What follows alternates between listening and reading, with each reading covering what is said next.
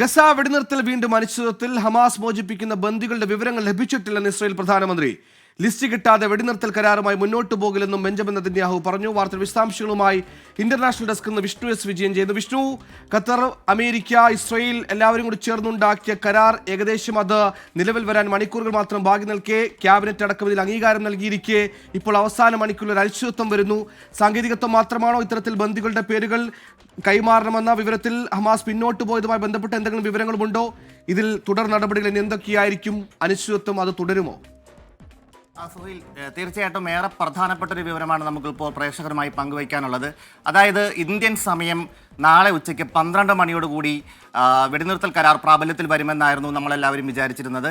എന്നാൽ ഏറ്റവും പുതിയ വിവരം ഇസ്രായേലിൻ്റെ ഭാഗത്ത് നിന്നുണ്ടാകുന്നത് ബന്ദികളെ വിട്ടു നൽകുന്ന വിഷയത്തിൽ ഹമാസ് പിന്നോട്ട് പോയെന്നും ഇക്കാര്യത്തിൽ സ്ഥിരീകരണം ഉണ്ടായിട്ടില്ലെന്നും ആരൊക്കെയാണ് ഏതൊക്കെ ബന്ദികളെയാണ് പുറത്ത് വിടുന്നത് എന്ന കാര്യത്തിൽ ഹമാസ് ഇതുവരെയും വെളിപ്പെടുത്തിയിട്ടില്ല എന്ന കാര്യം വ്യക്തമാക്കിക്കൊണ്ട് ഇപ്പോൾ ബെഞ്ചമിൻ നെതന്യാഹു, അതായത് ഇസ്രായേലിൻ്റെ പ്രധാനമന്ത്രി ബെഞ്ചമിൻ നെതന്യാഹു വ്യക്തമാക്കിയിരിക്കുന്നത് ഈ കരാറിൽ ഞങ്ങൾ തൽക്കാലത്തേക്ക് ഒപ്പുവയ്ക്കുന്നില്ല എന്നും ഞങ്ങൾ വെടിനിർത്തൽ കരാറിലേക്ക് മുന്നോട്ട് പോകുന്നില്ല എന്നുമാണ് ഇപ്പോൾ വ്യക്തമാക്കിയിരിക്കുന്നത്. കാരണം 15 മാസമായി നീണ്ടു നിന്നിരുന്ന യുദ്ധത്തിൽ ഏറ്റവും നിർണായകമായ നീക്കമായിരുന്നു ഈ ബന്ദികളെ വിട്ടയക്കുക എന്നുള്ളത്. 33 ബന്ദികളെയായിരുന്നു വിട്ടയക്കാം എന്ന് ഹമാസ് പറഞ്ഞിരുന്നത്.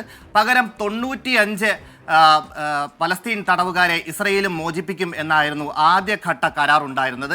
എന്നാൽ ഈ കരാറിൽ വലിയ വീഴ്ച സംഭവിച്ചുവെന്നും കരാറിൻ്റെ ലംഘനം ഞങ്ങൾ വെച്ചുപൊറിപ്പിക്കില്ലെന്നും വ്യക്തമാക്കിക്കൊണ്ടാണ് ഇസ്രയേൽ ഇപ്പോൾ ഈ കരാറിൽ നിന്ന് പിന്മാറിയിരിക്കുന്നത്. ഇനി വരും നടപടികൾ ലോകം എങ്ങനെയാണ് മുന്നോട്ട് പോകുന്നതെന്ന് ലോകം ആകാംക്ഷയോടെ കാത്തിരിക്കുകയാണ്. വിഷ്ണു, ഈ കരാറിലെ എല്ലാ പ്രൊവിഷനുകളും നേരത്തെ തന്നെ അറിയിച്ചതാണ്. അമേരിക്കയും ഖത്തറും അടക്കം ഇടപെട്ടി ധാരണാപത്രത്തിൽ പ്രധാനപ്പെട്ട പ്രൊവിഷനായി പറഞ്ഞതും ബന്ദി കൈമാറ്റമാണ്. അത് പലസ്തീനിൽ നിന്ന് ഇസ്രായേലിലേക്കും ഇസ്രായേലിൽ നിന്ന് പലസ്തീനിലേക്കുമുള്ള ബന്ദി കൈമാറ്റം. ഈ ഒരു പേര് പറഞ്ഞല്ലെങ്കിൽ ബന്ദി കൈമാറ്റത്തിൽ പേരുകൾ പറഞ്ഞില്ല എന്ന് പറഞ്ഞ അനിശ്ചിതത്വം തുടരുമ്പോൾ നിലവിൽ തന്നെ നേരത്തെ ഈ ബെഞ്ചമിൻ നെതന്യാഹുവിന്റെ നേതൃത്വത്തിലുള്ള ക്യാബിനറ്റിന് അനുമതി നൽകിയിരുന്നു. അപ്പോൾ തന്നെ ഈ പല മേഖലകളിൽ നിന്നും, ഈ പലസ്തീന്റെയും ഗസയുടെയും പല മേഖലകളിൽ നിന്നും സൈന്യത്തെ അടക്കം ചെറിയ രീതിയിൽ പിൻവലിച്ചിരുന്നു. അപ്പോൾ വീണ്ടും അവിടെ സൈനികമായ ബെൽറ്റ് ശക്തമാക്കുമെന്നാണ് മനസ്സിലാക്കാൻ കഴിയേണ്ടത്. തുടർച്ചയായ വെടിവെച്ചുകൾ ഇനിയും കേൾക്കേണ്ടി വരുമോ? അതെ, ഉറപ്പായും. അതായത് നമുക്കൊരു കാര്യം വ്യക്തമാക്കാനുള്ളത്, ഈ കരാറുമായി മുന്നോട്ട് പോകുന്ന സമയത്ത് തന്നെ ഗസയിൽ ഇസ്രായേൽ വലിയ തോതിലുള്ള ആക്രമണം നടത്തുന്നുണ്ടായിരുന്നു. വ്യോമാക്രമണവും കരയാക്രമണവും ശക്തമായി നടത്തുന്നുണ്ടായിരുന്നു.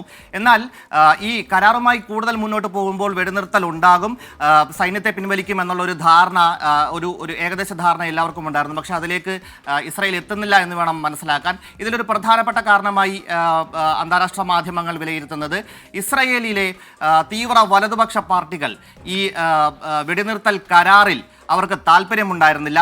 സർക്കാരിന് പിന്തുണ പിൻവലിക്കും എന്നതടക്കമുള്ള വിഷയങ്ങളിൽ അവർ നിലപാട് വ്യക്തമാക്കിയിരിക്കുന്നു. സർക്കാരുമായിട്ടുള്ള പ്രശ്നം, ഈ തീവ്ര വലതുപക്ഷ പാർട്ടികളുടെ പ്രശ്നങ്ങൾ മുന്നോട്ട് പോകും എന്നുള്ള ഭയം കാരണമാകാം ചിലപ്പോൾ ബെഞ്ചമിൻ നെതന്യാഹു ഇത്തരത്തിലൊരു തീരുമാനത്തിലേക്ക് വന്നത് എന്ന് വേണം നമുക്ക് ആദ്യമായി മനസ്സിലാക്കാൻ. തീവ്ര വലതുപക്ഷ പാർട്ടികൾക്ക് വെടിനിർത്തൽ കരാറുമായി ബന്ധപ്പെട്ട് വലിയ അഭിപ്രായങ്ങൾ ഉണ്ടായിരുന്നില്ല. അവർ ഇതിനെതിരായിരുന്നു. ഇത്തരത്തിൽ രാഷ്ട്രീയമാണോ അതോ കരാർ വ്യവസ്ഥകൾ ഹമാസ് ലംഘിച്ചോ? എന്തായാലും തുടർ ചർച്ചകൾ ആവശ്യമുണ്ട്. എന്തായാലും മധ്യേഷ്യയിൽ നിന്ന് ഒട്ടും ആശ്വാസകരമായ വാർത്തയല്ല രാത്രി വൈകി വരുന്നത്.